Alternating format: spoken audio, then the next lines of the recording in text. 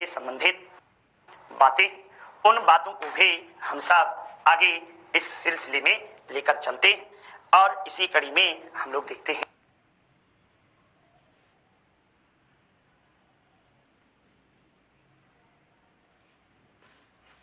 पंचायती राज व्यवस्था या 73वां संवैधानिक संशोधन 1993। ठीक ना, सिर्फ और सिर्फ यहां पर 73वां संवैधानिक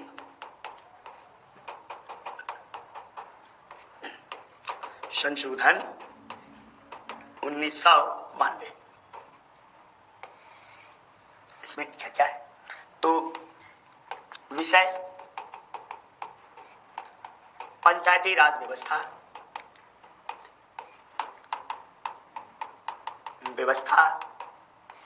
ठीक ना, व्यवस्था अनुच्छेद भाग 9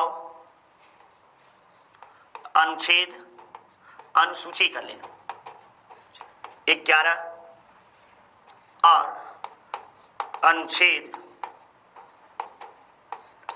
243 से 243 ओ या अंग्रेजी में अड़ा तक, हिंदी में अड़ा बोलते हैं या आपको हिंदी में अड़ा तक, यह पंचायती राज व्यवस्था है। लागू आपको 24 अप्रैल 1993, ठीक ना, और संसद द्वारा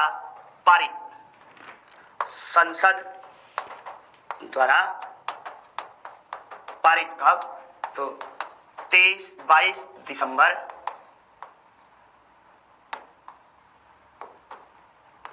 22 एवं 23 दिसंबर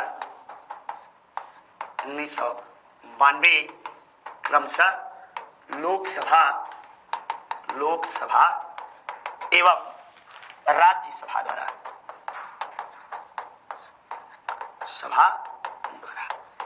ये महत्वपूर्ण बातें हम सबके द्वारा देखा गया कि ये पंचायती राज व्यवस्था 73वां संवैधानिक संशोधन के तहत विषय क्या था। पंचायती राज व्यवस्था भाग 9 अनुसूची 11 अनुच्छेद 243 से 243 अड़ा लागू 24 अप्रैल को पंचायती दिवस मनाया जाता है। ठीक ना, ये प्रमुख बातें आप सबको देखने को मिला। अब हमें आपको आगे क्या देखना है कि इसमें प्रत्येक अनुच्छेद में जैसे पूछे कि ग्राम पंचायतों का गठन कहाँ पे बातें की गई हैं, तो ग्राम पंचायतों के गठन की बातें आपको जो है ये कहाँ से कहाँ तक की गई है। तो इसमें जानने से पहले हमें आपको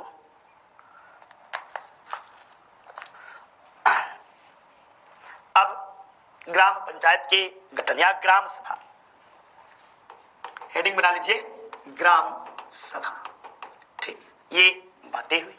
अब ग्राम सभा जो है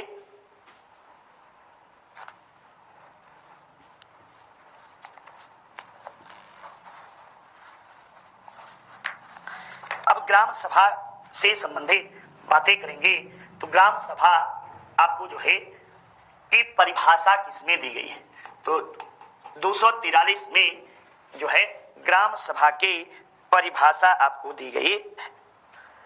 ठीक ना, पंचायती राज व्यवस्था से संबंधित प्रमुख अनुच्छेद में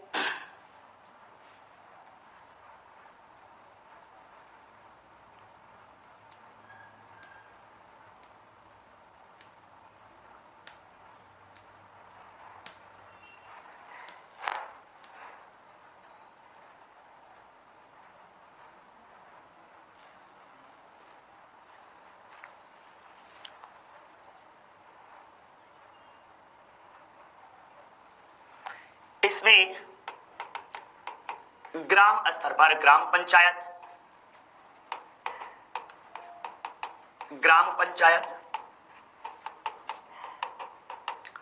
क्षेत्र स्तर पर पंचायत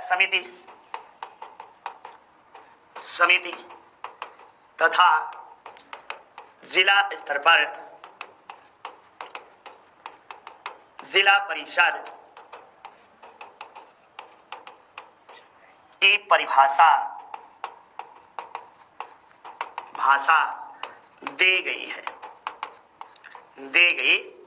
ये आपको जो है प्रमुख बातें हैं। अब यहीं पे जो प्रमुख बातों में यदि देखा जाए तो एक लाइन में यदि आपसे पूछा जाए कि ग्राम सभा किसे कहते हैं, तब आप डिफिनीशन क्या दोगे? तब आपको डिफिनीशन देना चाहिए कि किसी ग्राम के निर्वाचन प्रणाली में अंकित या दर्ज नामों के व्यक्तियों के सामूहिक रूप को ग्राम सभा कहते हैं।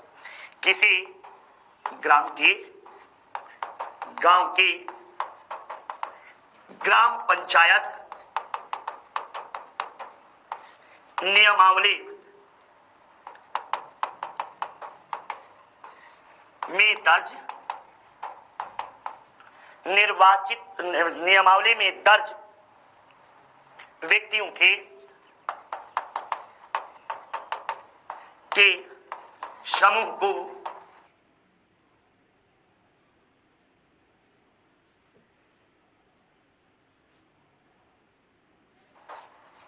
को ग्राम सभा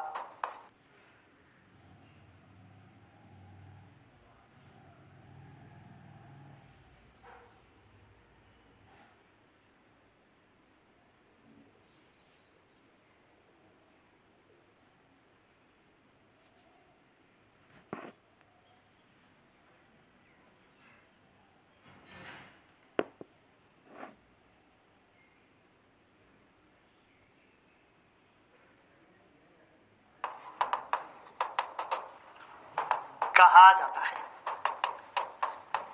यही आपको बातें हुई। अब आपको आर्टिकल नंबर 143 क में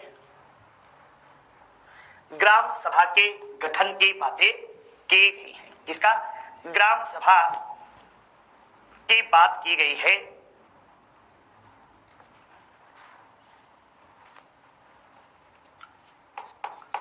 ग्राम सभा के विषय में बातें की गई। अनुच्छेद 243 ख में पंचायतों के गठन का प्रावधान किया गया है। इसका ग्राम पंचायतों के गठन का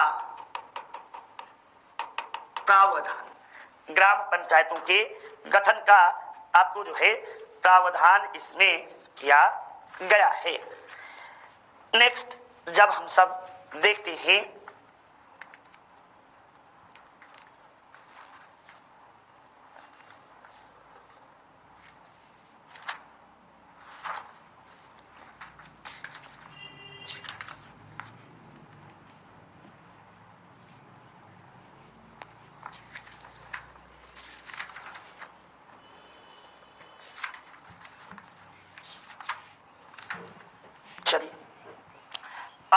आगे 243 ग या इसे ही से बोलते हैं। पंचायतों के संरचना, ग्राम पंचायतों की संरचना की बातें की गई है। अभी सारी बातें एक एक करके मैं व्याख्या आप सबको कर देता, ठीक ना। जैसे इसमें बातें जो है आपको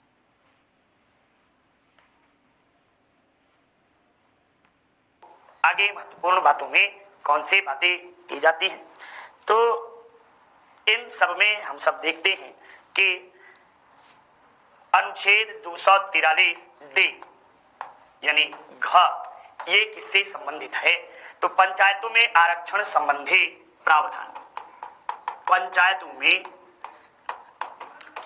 आरक्षण संबंधी प्रावधान की बातें आपको इसमें की गई है, जबकि 243 अंग में आपको पंचायतों का कार्यकाल यानी ग्राम पंचायतों का कार्यकाल का प्रावधान या का वर्णन किया गया है। 243 च में भैया आप सबको जानना चाहिए और जान भी रहे होंगे कि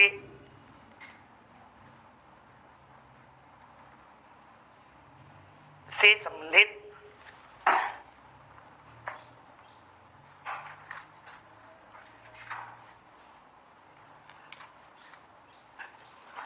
और च के बदले में छ जान लीजिए, जो इंपॉर्टेंट बातें हैं इसमें आपको जो है पंचायत की शक्तियां एवं दायित्व की शक्तियां एवं दायित्व ये बातें की गई हैं। फिर आप जब आओगे तो इसके बाद आपको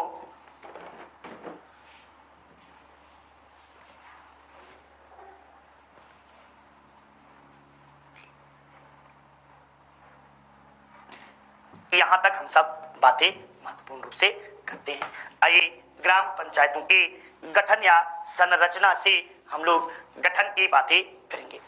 तो ये बात आप सबको बता दिया जाए कि भारत में त्रिस्तरीय पंचायती राज व्यवस्था का प्रावधान किया गया है। यह त्रिस्तरीय पंचायती राज व्यवस्था बलवंत राय मेहता समिति की सिफारिश पर लागू है। त्रिस्तरीय में पीछे क्लास में भी मैंने बताया कि ग्राम स्तर पर ग्राम पंचायत, क्षेत्र स्तर पर क्षेत्र पंचायत और जिला स्तर पर जिला पंचायत काम करती है।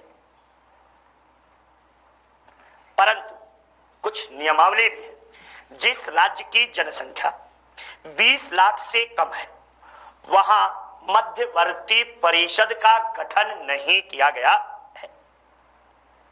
लेकिन इसका एक अपवाद पश्चिम बंगाल भी है। पश्चिम बंगाल भारत का एकमात्र ऐसा राज्य है जहां पर 4 स्तरीय पंचायती राज व्यवस्था को लागू किया गया है।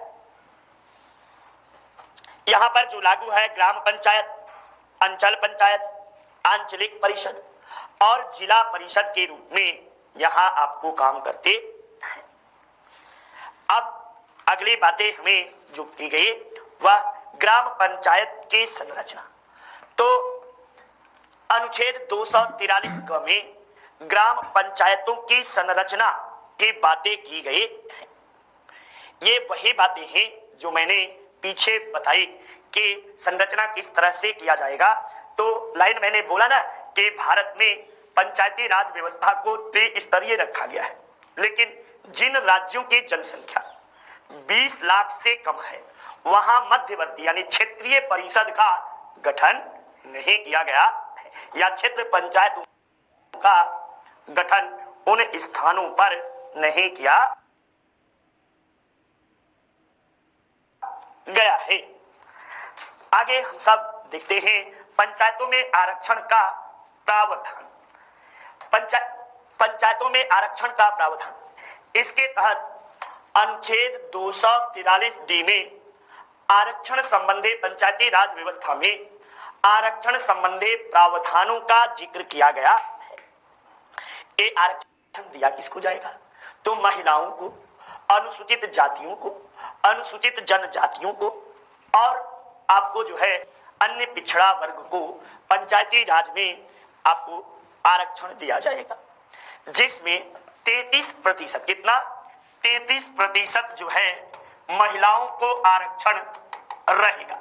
पीछे मैंने बताया भी कि भारत में महिलाओं को 33% आरक्षण देने वाला प्रथम राज्य मध्य प्रदेश है, जबकि 50% आरक्षण को लागू करने वाला पहला राज्य बिहार को माना जाता है।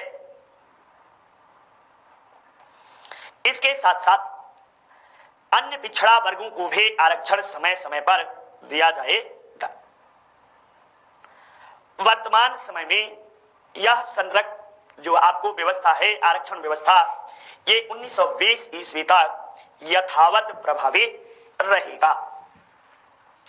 इसके बाद दूसरी नेक्स्ट बातें जो है ग्राम पंचायतों का कार्यकाल। तो अनुच्छेद 243 अंग या अंग्रेजी में बोलेंगे 243 आपको ई में ग्राम पंचायतों के कार्यकाल का वर्णन किया गया है और ग्राम पंचायतों का कार्यकाल 5 वर्ष निर्धारित किया गया है। कब से? तो प्रथम बैठक की तिथि से 5 वर्ष इनका कार्यकाल निर्धारित किया गया है। ये आपको पंचायती राज व्यवस्था से संबंधित बातें नहीं। नेक्स्ट हम लोग देखते हैं, सवाल बीच में ये भी आता है, यदि बीच में ही पंचायती राज व्यवस्था किसी कारणवश जो के तहत कायम चुनाव था या कायम थी, ये बीच में ही किसी कारणवश पूर्ण नहीं हो सकी, तब क्या होगा? तो ऐसी स्थिति में चुनाव की अवधि पूर्ण होने से पूर्व ही, यानी जो उसका कार्यकाल, चुनाव का मतलब उसके कार्यकाल की अवधि पूर्ण होने से पूर्व ही वहां चुनाव कराना अनिवार्य होगा। यद्यपि राज्य विधानमंडल विधि द्वारा इन पंचायतों का 5 वर्ष से पूर्व भी विघटित करने का आपको प्रावधान कर सकता है। ये आपको बातें हुई। नेक्स्ट 243 जी 243 जी में पंचायत की शक्ति और दायित्व का चर्चा किया गया है। इसमें पंचायती राज व्यवस्था के तहत आर्थिक, सामाजिक एवं न्यायिक विकास के अंतर्गत कुल 29 प्रकार के विषय को शामिल किया गया है। आप सबको बता दिया जाए कि पंचायती राज व्यवस्था राज्य सूची का विषय माना जाता है। इसमें जो 29 विषय हैं, इन विषयों की एक पूरी लंबी सी लिस्ट होती है, ठीक ना? इसमें और इसका वर्णन संविधान के 11वीं अनुसूची में किया गया है। नेक्स्ट अगली प्रमुख बातें जो हैं,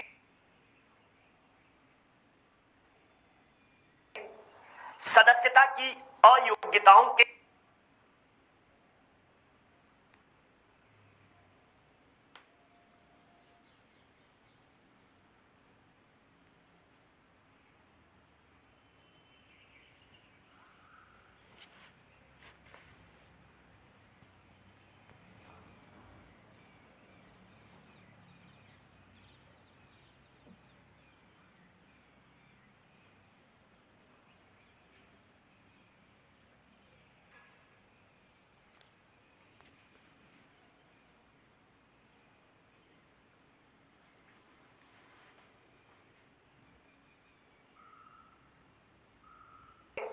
कि जब कोई व्यक्ति किसी पंचायत का सदस्य निर्वाचित होने के लिए कौन कौन से कंडीशन में अयोग्य होगा, हम इसकी चर्चा कर रहे हैं। तो पहला, वह 21 वर्ष की आयु न पूरी किया हो।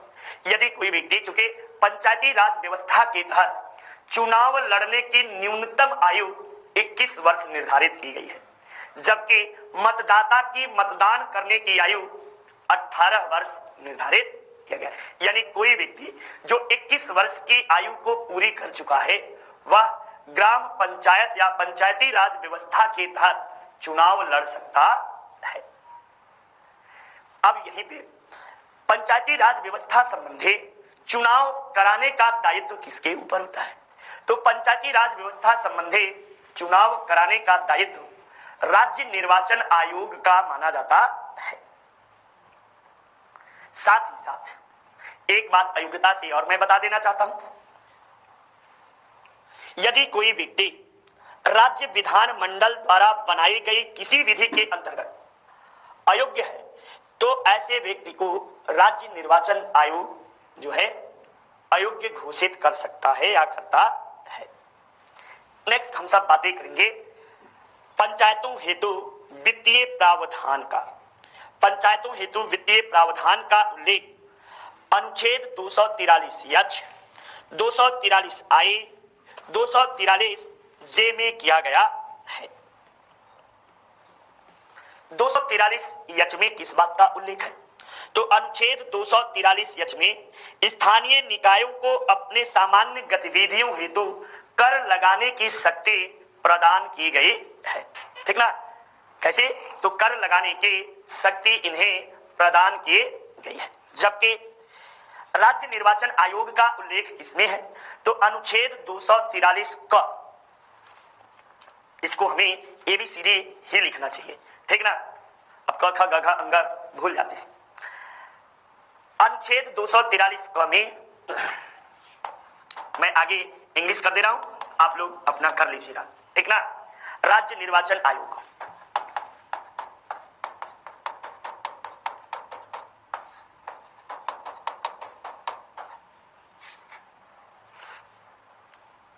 और 243 आई,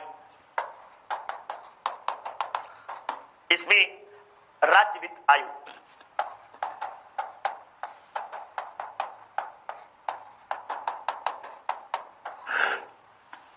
ठीक, ये बातें की जाती है। आगे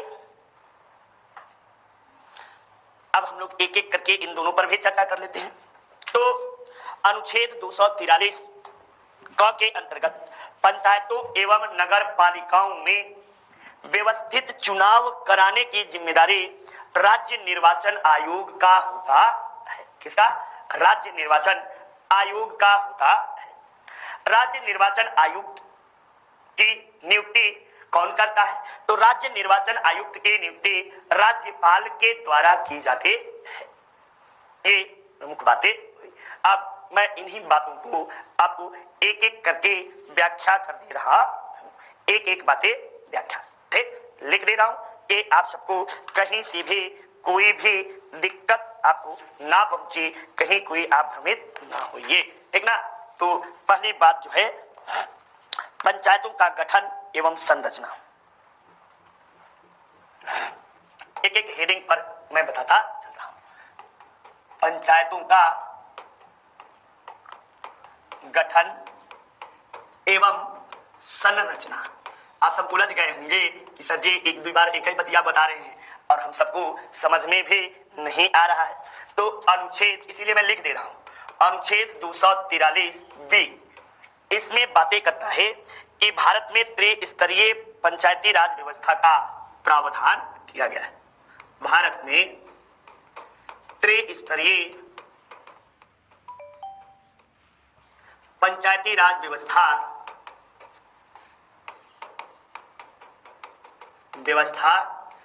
का प्रावधान किया गया है। वही बातें, पहला ग्राम स्तर पर ग्राम पंचायत, क्षेत्र स्तर पर क्षेत्र पंचायत या पंचायत समिति, या इसे ही बोलते हैं पंचायत समिति। और तीसरा जिला स्तर पर जिला पंचायत या जिला परिषद। जिला परिषद अध्यक्ष जो होता है यह जिले का प्रथम नागरिक होता है, जबकि आपको गांव का प्रथम नागरिक कौन होता है? तो ग्राम प्रधान जो होता है यह गांव का प्रथम नागरिक माना जाता है। गांव का आपसे पूछे कि पहला नागरिक कौन होता है? तो गांव का पहला नागरिक ग्राम प्रधान को माना जाता है। ठीक, अब ये बात हो गई। ठीक ना? अब क्या कहता है कि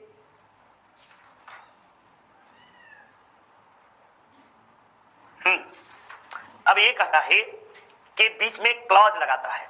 अनुच्छेद 243 सी में पंचायतों की संरचना की बात कही गई। इसके पंचायतों की संरचना की बात कही गई। अब क्या कहता है? तो जो पीछे मैंने आप सबको बताया कि यदि किसी राज्य की जनसंख्या 20 लाख से कम है तो वहां क्षेत्रीय परिषद। मध्य क्षेत्रीय परिषद का मतलब, आपको मध्य परिषद का मतलब कि क्षेत्र स्तर पर पंचायती राज व्यवस्था लागू नहीं, यानी उन राज्यों में द्विस्तरीय पंचायती राज व्यवस्था ही लागू होगी। साथ ही साथ इसमें यह भी बात किया गया कि राज्य विधानमंडल को किसी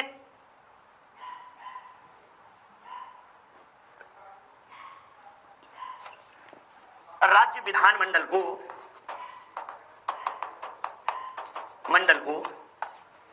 ग्राम पंचायतों संबंधी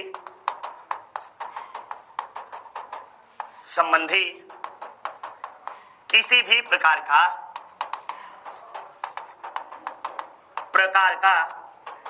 कानून बनाने का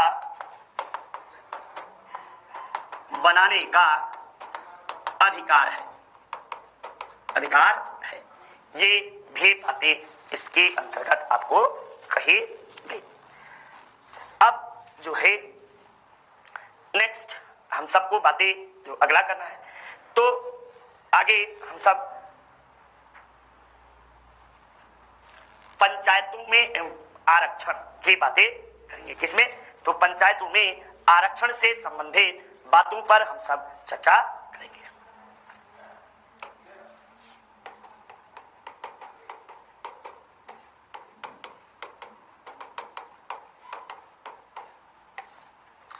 अनुच्छेद 243 डी में पंचायतों में आरक्षण की बातें कही गई है।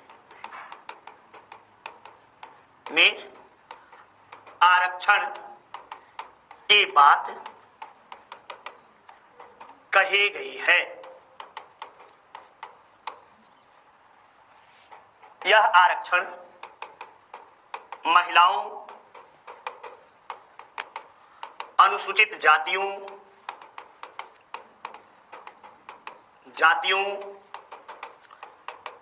इसे बोलते हैं एससी, ठीक ना, एससी, अनुसूचित जनजातियों,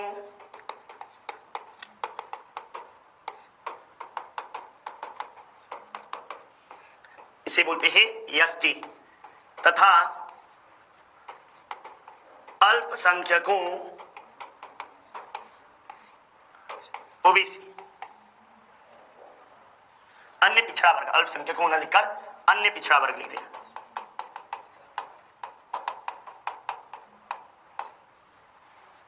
को दिया जाता है।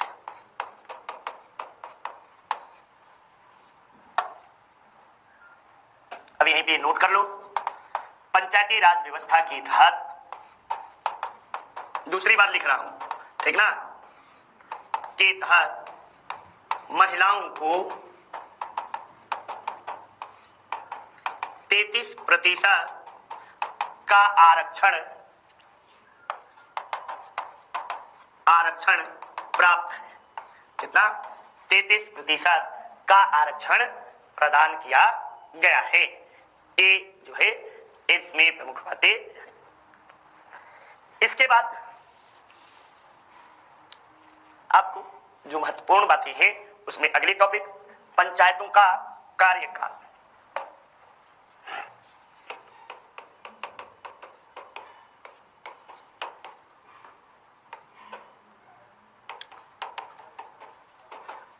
कार्यकाल, ठीक ना, पंचायतों का कार्यकाल। तो अनुच्छेद 243 आपको ई में पंचायतों से संबंधित कार्यकाल का वर्णन किया गया है।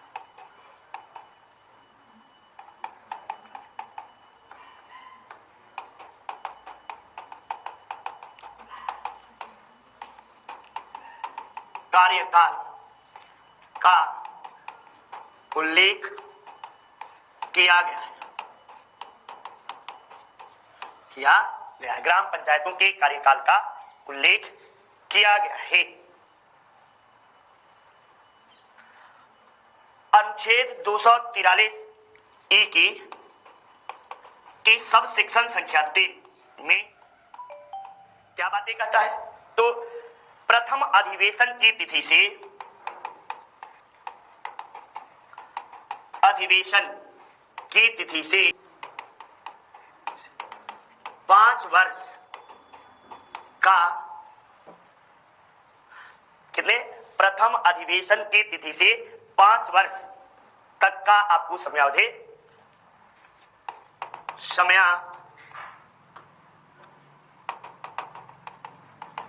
निर्धारित किया गया है,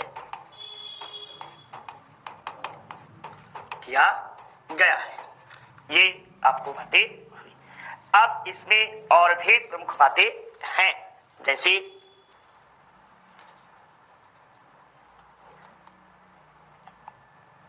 यदि 5 वर्ष से पूर्व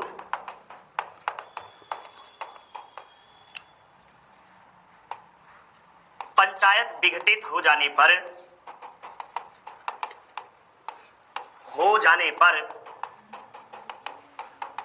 पुनः चुनाव संपन्न कराया जाएगा, पद रिक्त के 6 माह के भीतर ये बातें कहता है। दूसरी प्रमुख बातें आपको जो कहता है कि यदि जो है कि 6 माह से कम है अवधि तो नई पंचायत का चुनाव आवश्यक नहीं है। यदि 6 माह से कम की अवधि में पद खाली हो जाता है तो चुनाव कराना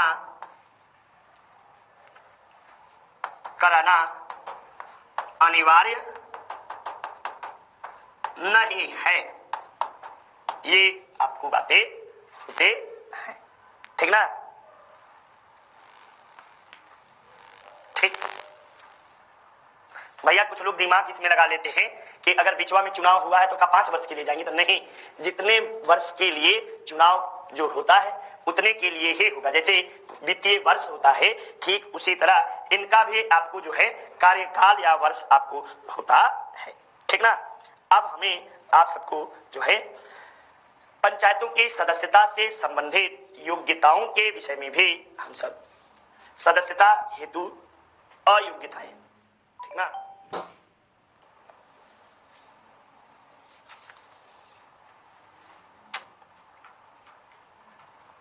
उसके पहले हम लिख देते हैं चुनाव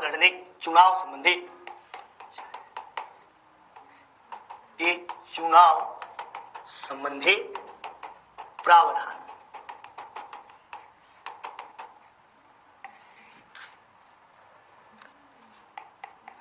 पंचायती राज व्यवस्था के तहत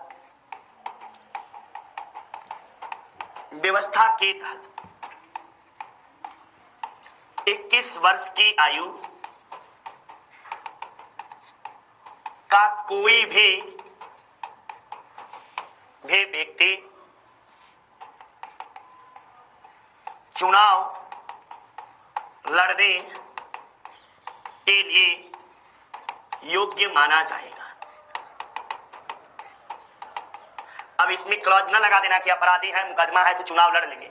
अब इसमें भी कठिनाई यानी प्रारंभ हो गई है, ठीक ना। मतदाता की आयु तो मतदाता की आयु 18 वर्ष ही है, कितना 61वें संविधान संशोधन 1989 के तहत मतदाता की आयु 61 वर्ष निर्धारित की गई है। तो मतदाता की आयु 61 वर्ष आपको निर्धारित की गई है, ठीक ना। अब यहीं पर जो है कि राज्य निर्वाचन आयोग से पहले राज्य वित्त आयोग के विषय में भी हम सब छोटी मोटी चर्चाएं कर लेते हैं। राज्य वित्त आयोग, किसके? राज्य वित्त आयोग। राज्य वित्त आयोग जो है इसका उल्लेख संविधान के अनुच्छेद 243 क में किया गया है। किसमें? 243 क में किया गया है, ठीक ना। ये हम सब देखते हैं 243 आई में किया गया है। अब राज्य वित्त आयोग किस प्रकार का संगठन है? तो राज्य वित्त आयोग भी एक संवैधानिक निकाय माना जाता है और राज्य वित्त आयोग के अध्यक्ष, यह एक, लिखता चल रहा हूं, देखते चलिए, यह एक संवैधानिक निकाय है, संवैधानिक निकाय है। राज्य वित्त आयोग के अध्यक्ष की नियुक्ति, आयोग के अध्यक्ष की नियुक्ति राज्यपाल करता है। कौन? तो राज्यपाल के द्वारा आपको किया जाता है। नेक्स्ट हम सबको जो जाननी है वह आपको राज्य निर्वाचन आयोग, राज्य निर्वाचन आयोग, तो अनुच्छेद 243 क में राज्य निर्वाचन आयोग का उल्लेख किया गया है, उल्लेख किया गया है, ठीक ना। राज्य निर्वाचन आयोग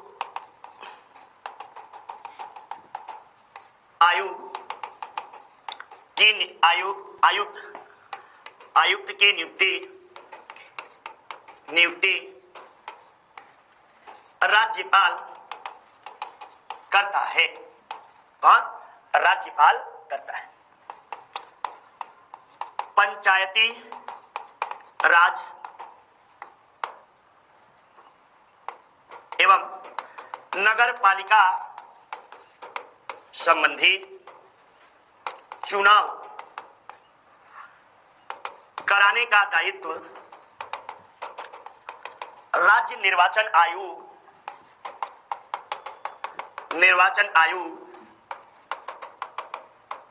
का होता है। किसका? राज्य निर्वाचन आयोग का होता है या माना जाता है।